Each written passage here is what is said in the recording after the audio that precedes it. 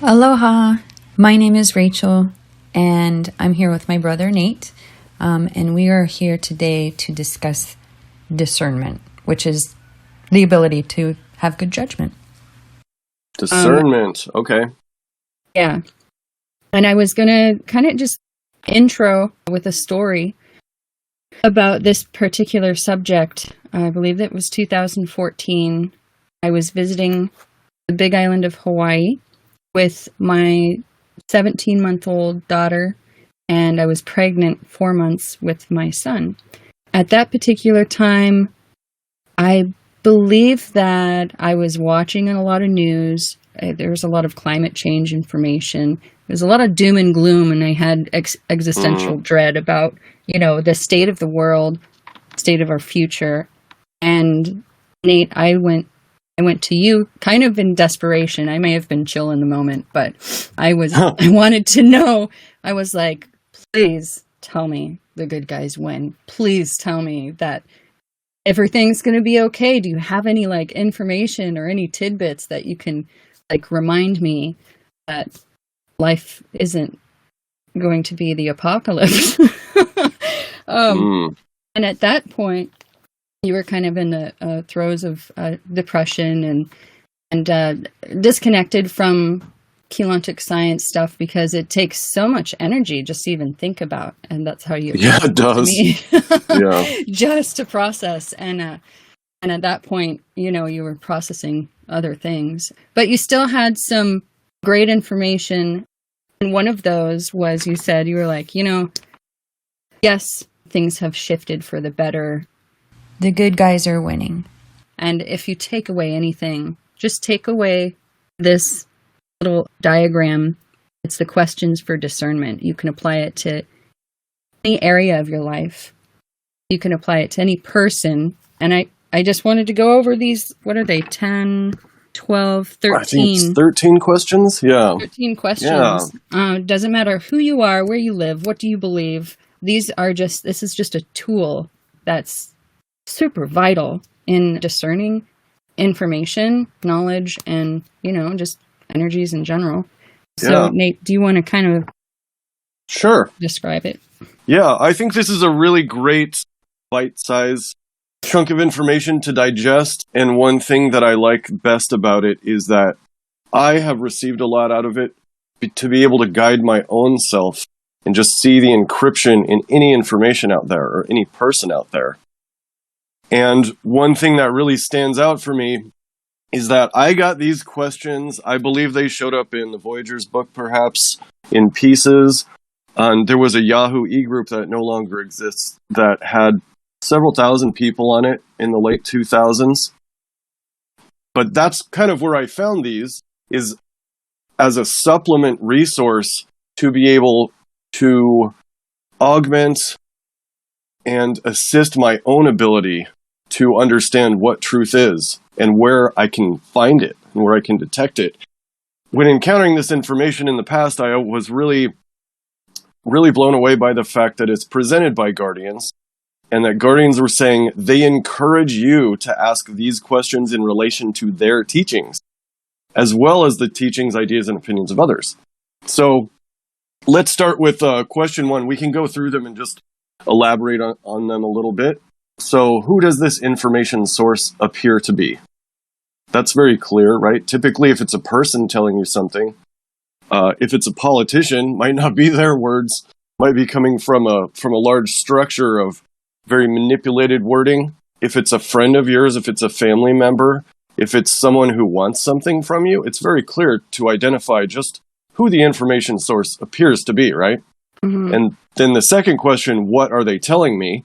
Well, that's a clarity and a comprehension function to be able to understand what are they really telling me?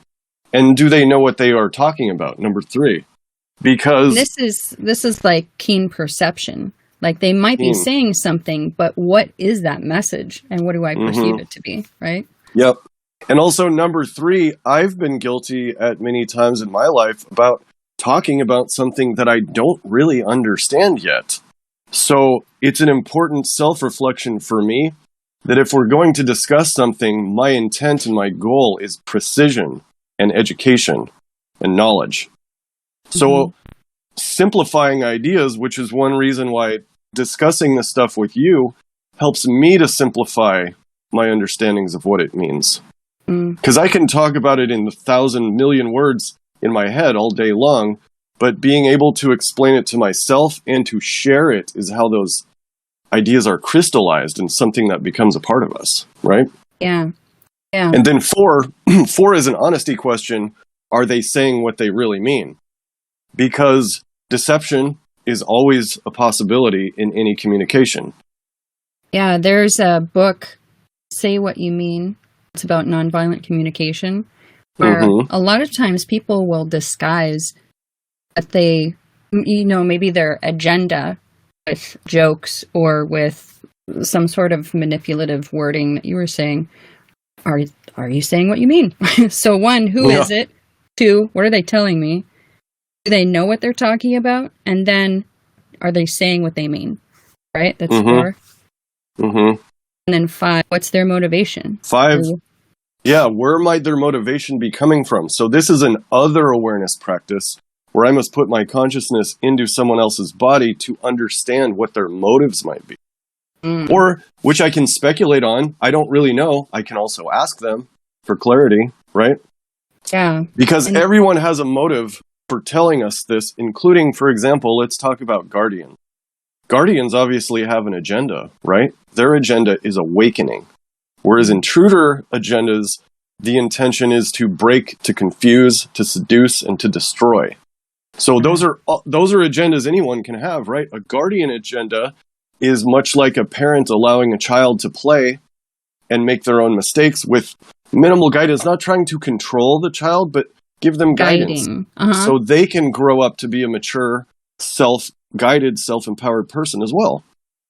So that's kind of the guardian agenda, and it's very important that we all acknowledge that we all have agendas, no matter what. Even if it's, I'm hungry, or I have to go to the bathroom, or I have to go to work, right? Yeah. These are agendas, these are intentions, and our collective intent is what would basically constitute your agenda, or your motive, your reason for being, raison d'être, right? Yeah, and in all of these, you're using the word they, but this could also pertain to just information, especially this day and age. We have bots just producing information that it's not like, anyway. So it could be anything or anyone. Yeah. What does it mean? That's what do they mean? And that's a great point, because at this stage about AI and bots is that particularly since the last elections, how many people on different online platforms were actually talking to bots. They weren't even talking to other people. They were talking to bots that have been programmed to throw some violent, triggering word salad at them just to upset them. A word salad? Right? For intention of upset and division and to get that anger reaction. Ugh.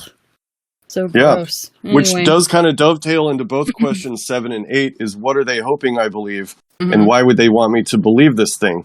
So anything that's coming from a paradigm of divisiveness or separation or polarization, usually the goal is to put someone in a state of feeling separate and powerless.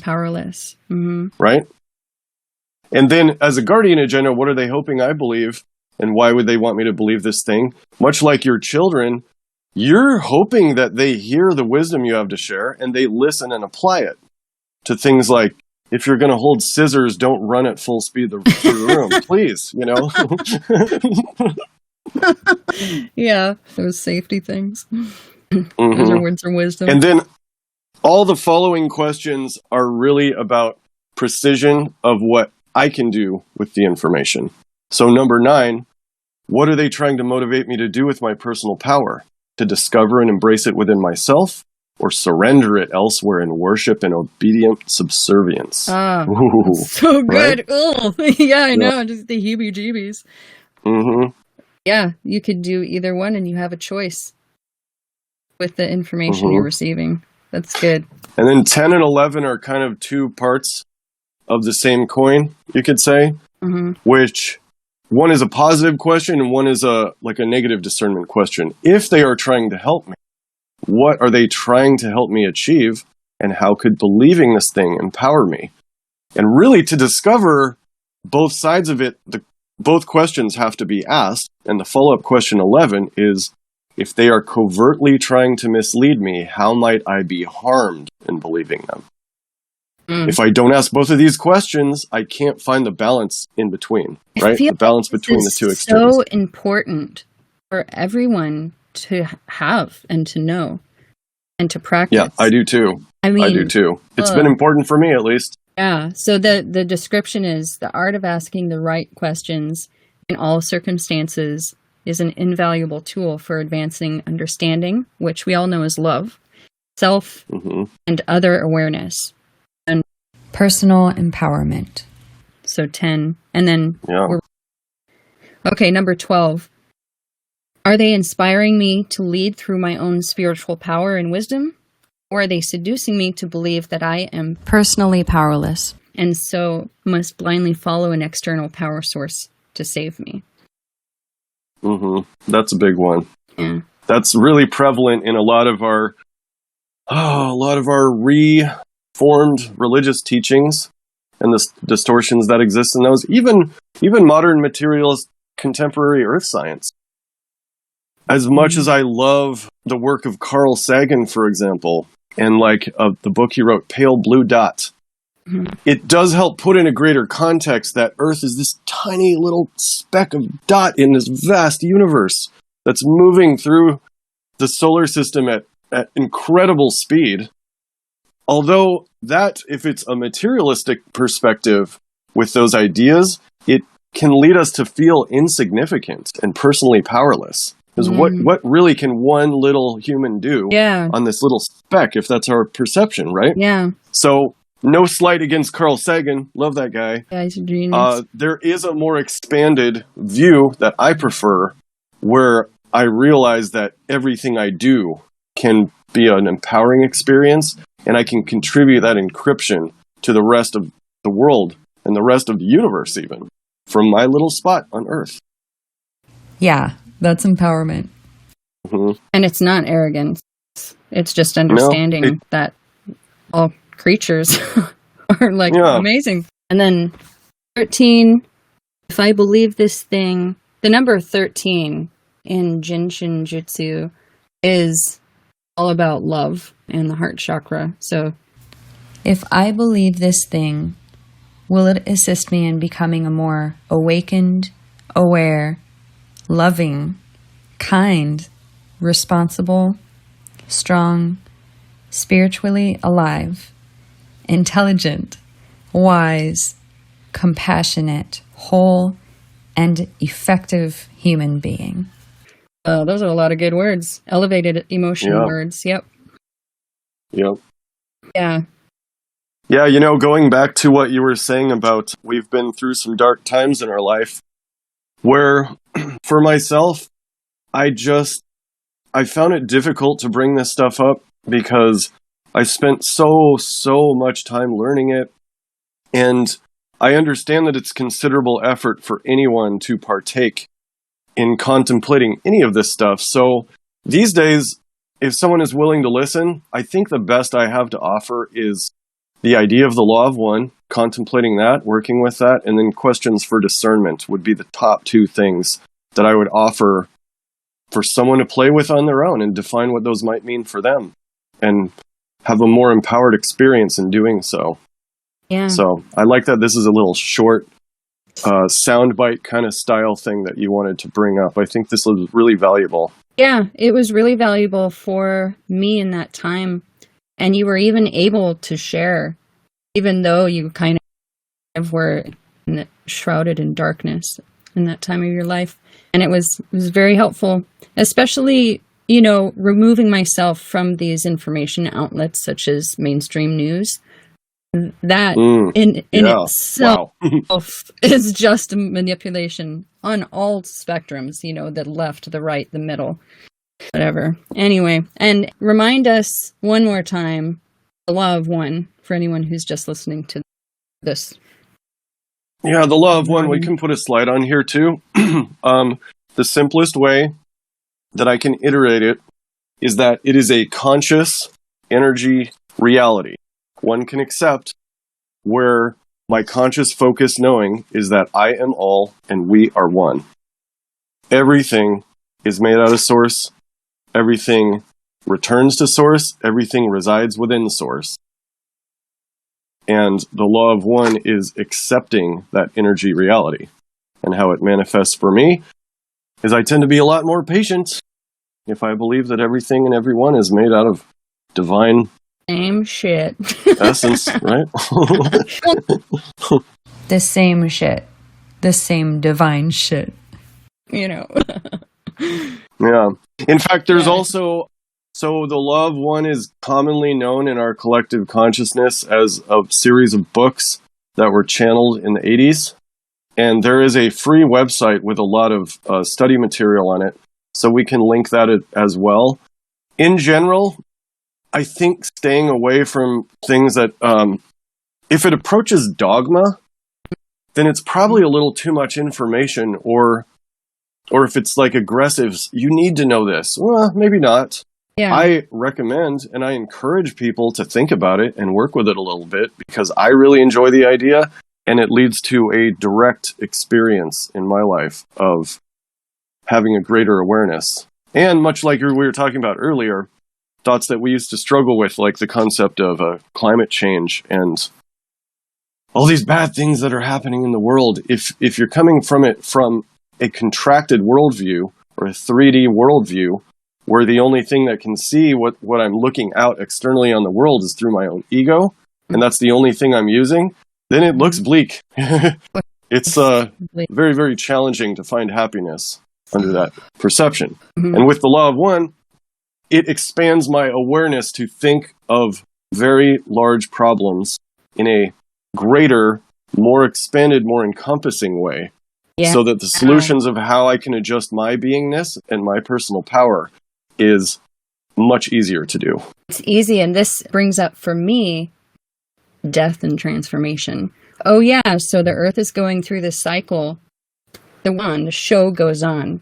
It's going to be okay. We're all the show goes on. Yep, we're all making these contributions every day, alive in a human body, or all the other stuff that's floating around. We're all working together. The show goes on. Something traumatic happened in my family. And I'm like, show goes on. We got to keep going. We can't allow ourselves to sink, and just keep swimming. Stagnate. Just keep swimming. Yeah, just keep swimming and produce joy. Whatever you do, produce joy. Things are going to happen. That's beautiful. Oh, yeah. That reminds me that fundamentally, that's why I really like this idea of yours. Let's just do a simple thing on discernment. Mm-hmm. And that's kind of bring out a focus where I typically want to dive deep into the complex nitty-gritty stuff. And truly, at its core, these teachings and all teachings are fundamentally quite simple because the structure of our time matrix and creation mechanics and the law of one itself is actually quite a simple idea.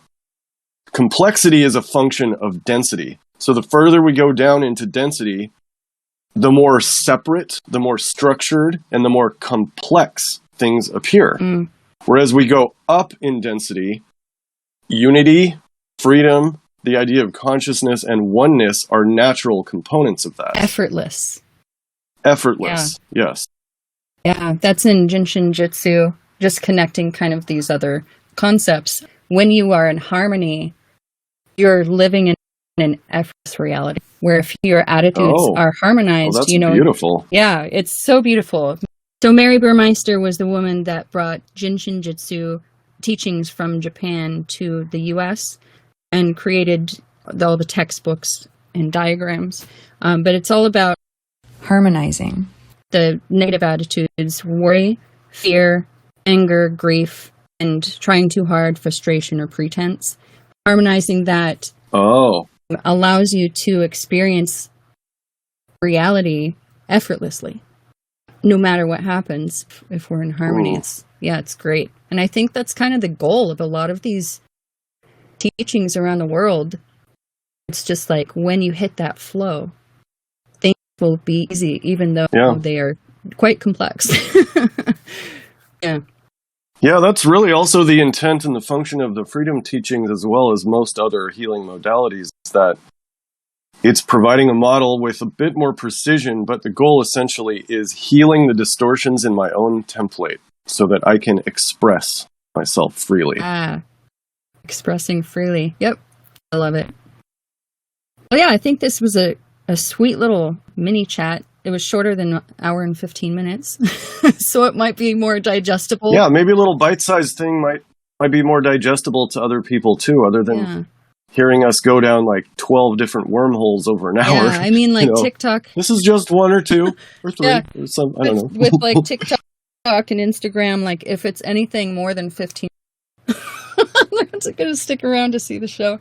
But some people will find the interest and inspiration. We're happy. And thank you for anyone listening. Thank you. Great time, Smane. Yeah, love you. So, till next time, love you. Bye.